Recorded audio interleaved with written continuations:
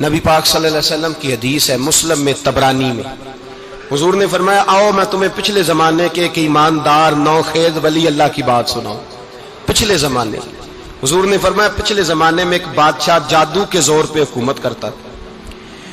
جب وہ ایک جادوگر اس نے رکھا ہوا تھا تو جادوگر اس کو جادو بتاتا، وہ جادو کے زور پر حکومت کرتا۔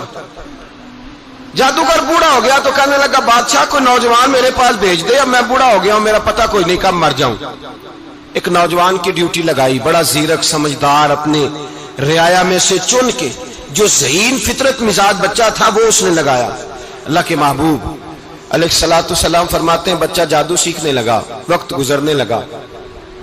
بچہ جب جادو سیکھنے جاتا تو رستے میں ایک راہب بھی تھا جو انجیل جانتا تھا، وہ اللہ اللہ سکھاتا، لوگوں کو حضرت عیسیٰ علیہ السلام کی تعلیمات سے آگاہ کرتا۔ اس نے دیکھا کہ یہاں بھی لوگ اکٹھے ہیں تو وہ بچہ اس راہب کے پاس بھی اٹھنے بیٹھنے لگا۔ اب جب اس کے ساتھ اس کی گفتگو بڑھنے لگی تو اس کو باتوں میں لذت آنے لگی۔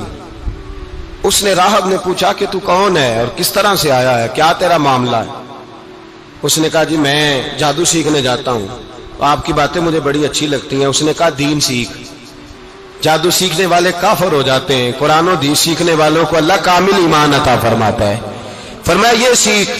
بچہ بیٹھنے لگا، اس کے پاس آنے لگا، باتیں دل میں گھر کرنے لگی۔ ایک وقت آیا کہ مسلمان ہو گیا، اور مسلمان کیسے ہوا؟ بچہ کہتا ہے میں تجربہ کر کے ہوا۔ اب میں تھوڑا سا وقت جادوگر کے پاس بھی جاتا اور باقی سارا وقت وہاں بیٹھتا۔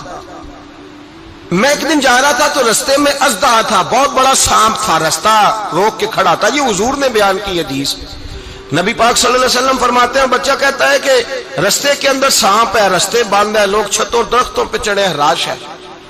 کہتے چھوٹا سا روڑا میں نے اٹھایا تو میں نے کہا اللہ اگر جادوگر سچا ہے تو اسے مار دے۔ چھوٹا سا روڑا میں نے پھینکا، اژدہا کوئی نہ مرا۔ پھر چھوٹا روڑا اٹھایا، میں نے کہا اللہ اگر وہ عالم سچا ہے تو اسے مار دے۔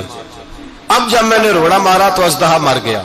میرے اندر سے گواہی آئی نہیں دین کی باتیں سچی ہیں، نہیں قرآن کی باتیں اسلام سمجھانے کے لیے عرض کر رہا ہوں، اگرچہ اس دور میں انجیل تھی۔ اللہ رسول کی باتیں اچھی ہیں۔ کہتے میں مسلمان ہو گیا، اب میں نے راہب کے پاس ہی رہنا شروع کر دیا، جادوگر کے پاس چھوڑ دیا اس بچے نے آنا۔ بادشاہ پوچھتا کہاں زیادہ وقت گزارتے ہو تو وہ بات گول کر دیتا، وقت تیزی سے بڑھنے لگا۔ اللہ نے اس نوجوان میں طاقت پیدا کر دی، اب وہ اس کے اندر نا اللہ نے توانائی روحانیت پیدا کر دی، ابھی جوان ہے، 14-15 سال عمر ہے۔ اللہ نے اب جو بیمار بھی آتا وہ دعا کرتا تو اللہ صحت عطا کر دیتا، جو بھی آتا۔ بادشاہ کا ایک درباری تھا، بادشاہ کو پنکھا جلتا تھا، وہ اندھا ہو گیا، کوئی ایسی تکلیف آئی کہ نابینا ہو گیا، بڑے علاج کرائے شفا نہیں ہوئی۔ کسی نے اس بچے کا پتہ بتایا کانوں میں، اس کے پاس گیا تو بچہ کہنے لگا شفا تو ہو جائے گی پر کلمہ پڑھنا پڑے گا، مسلمان ہونا پڑے گا، جس پیغمبر کا میں غلام ہوں تجھے بھی بننا پڑے گا، دین پہ عمل کرنا پڑے گا، اللہ شفا دیتا ہے۔ اس نے کہا تو مجھے کلمہ پڑھا، مجھے شفا دے، میں تیار ہوں۔ اس نے کہا شفا تو اللہ دیتا ہے۔ اس نے اللہ تبارک و تعالیٰ کا ذکر کر کے دعا مانگی، یہ مسلم شریف میں حدیث ہے، طبرانی میں موجود ہے۔ اللہ نے اسے شفا دی، اس نے کلمہ پڑھنا شروع کر دیا۔ یہاں ایک نقطہ لکھا ہے ہمارے علماء نے، کہتے ہیں جب اللہ ولایت عطا کرتا ہے نا تو یہ سفید بالوں والے کا حصہ نہیں ہوتی۔ اگر جوانی میں کوئی آدمی توبہ کر کے تصوف کے رستے پہ چلتا ہے تو سب سے زیادہ ولایت اللہ اسے عطا فرماتا ہے، سب سے زیادہ ولایت اس کے پاس ہوتی ہے۔ ابھی اس کے بال کالے ہیں، چڑھتی جوانی ہے، دعا کی تو اللہ نے، اور حدیث پاک میں موجود ہے کوڑے آتے تو شفا یاب ہو جاتے، اندھے آتے تو شفا یاب، برس والے آتے تو اللہ سے دے، جوان ہے۔ بادشاہ کے پاس وہ واپس گیا، وہ جو آدمی جس کی آنکھیں ٹھیک ہوئی تھی۔ بادشاہ نے پوچھا کہ کیسے شفا ملی؟ تو کہنے لگا میرے رب نے شفا دی ہے۔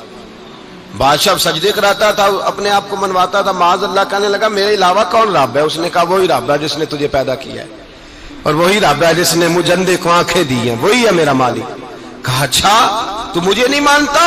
کہا نہیں میں اپنے رب کو مانتا ہوں۔ بادشاہ نے اسے سزا دی، ستایا، اس نے بچے کا پتہ بتایا، پھر بچے کو بلا کے ستایا تو اس راہب کا پتہ بتایا، راہب بھی قتل ہو گیا، نابینا بھی قتل ہو گیا۔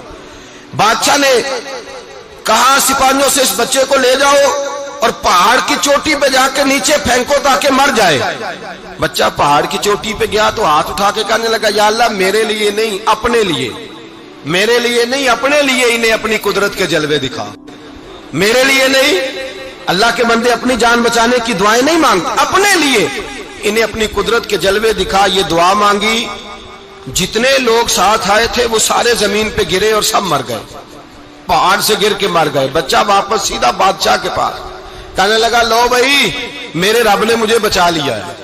جوان کا ایمان دیکھو، میرے رب نے مجھے، بولو میرے اللہ نے مجھے ایمان کی گواہی دے رہا ہے، میں بچ گیا ہوں، تو جھوٹا ہے، میرا رب سچا ہے. اس نے کہا لے جاؤ اس کو دریا میں، کشتی میں بٹھاؤ، بیچ دریا کے جا کے دھکا دے دو. بیٹھے کشتی میں، دریا کے بیچ گئے، اور جب جا کے وہاں اس کو دھکا دینے لگے تو اس نے کہا اللہ میرے لیے نہیں اپنے لیے انہیں اپنی قدرت کے جلوے دکھا. بس ایک طوفان سا آیا، جتنے سپاہی ساتھ آئے تھے ڈوب کے مر گئے. وہ بچہ اٹھا اور سیدھا پھر بادشاہ کے پاس، اسی کے پاس کہنے لگا لو بھائی میرے رب نے مجھے بچا لیا ہے، تیرے پاس آیا ہوں. وہ کہنے لگا تو کیا مصیبت میرے گلے پڑ گئی ہے، کیسے جان چھوٹے گی؟ تو بچہ کہنے لگا اگر تو مجھے باندھے درخت کے ساتھ اور سارے ملک کو بلائے، لوگوں کو اکٹھا کرے، پھر تو مجھے تیر مارنا، میں تجھے بتاؤں گا کیسے مارنا ہے، میں مر جاؤں گا. اللہ کا بندہ نوجوان ایمان دیکھو، مرنے کے طریقے بتا رہا ہے، میں تجھے بتاؤں گا میں کیسے مروں گا. یہ بات کہی، بادشاہ نے سارا مجمع جمع کیا، ملک سارا باہر آ گیا، درخت کے ساتھ باندھ دیا. کہنے لگا بھائی لوگوں یہ مجھے مارنا چاہتا تھا، مار نہیں سکا، اب میں اسے بتانے لگا ہوں کہ میں کیسے مروں گا.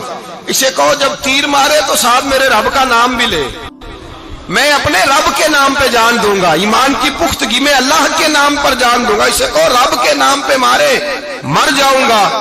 بادشاہ نے اللہ کہہ کے تیر مارا، پیشانی میں لگا، بچے کی روح پرواز کر گئی. جتنا مجمع کھڑا تھا سارا کلمہ پڑھ کے مسلمان ہو گئے، سارے مسلمان ہو گئے سارے.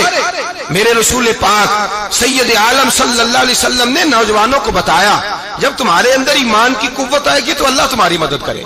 فرمایا وہ نوخیز ولی تھا، ابھی جوان رانا تھا، ابھی اس کی پیشانی پر جوانی کے آثار تھے، لیکن اس نے اللہ کو راضی کیا، رب کریم کو راضی. ولایت کا مطلب بڑھاپا نہیں، ولایت کا مطلب وہ نہیں کہ جب بڑا لمبا وقت گزر جائے تو پھر آدمی آئے کہ نہیں اب کیا کرنا ہے، اب مسجد ہی ہے، اب تو اس کے علاوہ گزارا ہی کوئی نہیں.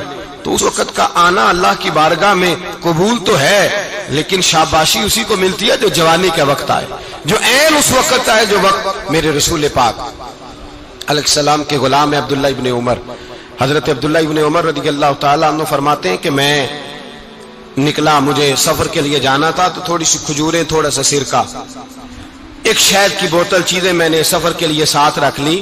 میں جب مدینے سے باہر صحرا میں نکلا نا تو رمضان نہیں تھا، غیر رمضان تھا.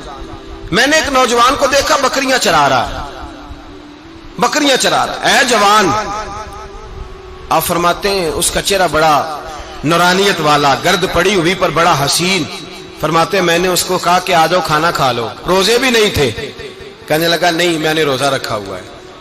فرماتے ہیں میں نے کہا پتہ کروں کہ نیرا نیک ہی ہے کہ پرہیزگار بھی ہے.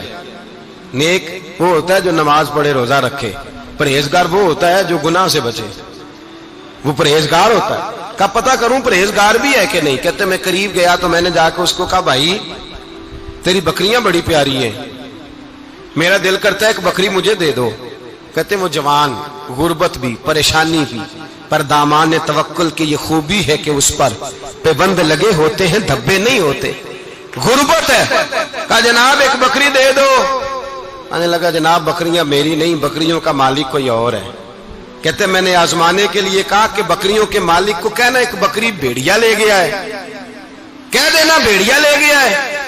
تو کہتے اس نے میری طرف دیکھا، گرد سے اس کے بال اٹے ہوئے، آنکھوں میں روشنی، چہرے پہ اطمینان، لب و لہجے میں ایمان کی طاقت. نوجوان کہنے لگا حضور بکریوں کے مالک کو تو کہہ دوں گا بھیڑیا لے گیا ہے، جب عرش کا مالک پوچھے گا تو کیا جواب دوں گا، اللہ کو کیا جواب دوں گا. کہتے ہیں میں کانپنے لگا، اس کی بات سن کے واپس آیا، جو کام نکلا تھا وہ چھوڑا، واپس لوٹ آیا. میں نے پتہ کیا کس کا غلام ہے، پتہ چلا فلاں آدمی کا ہے. کہتے میں نے پہلے غلام خریدا، پھر پتہ کیا تیرے پاس بکریاں کتنی ہیں، اس نے کہا 400. کہتے میں نے مالک سے ساری بکریاں خریدی، پھر غلام کو بلایا، پھر وہ بکریاں تحفے میں دی، تحفے میں۔ کہنے لگا حضور یہ سارا کچھ مجھے کیسے ملا؟